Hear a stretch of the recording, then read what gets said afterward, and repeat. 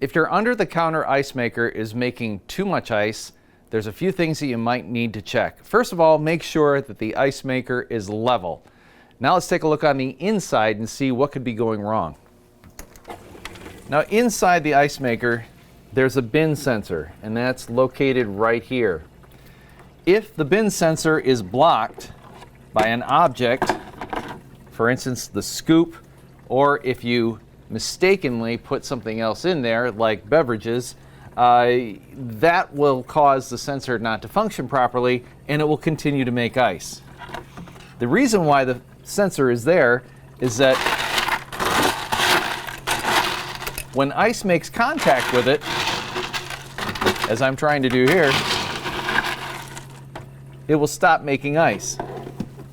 Also make sure that your max ice button isn't pushed. Remember to always refer to your use and care guide.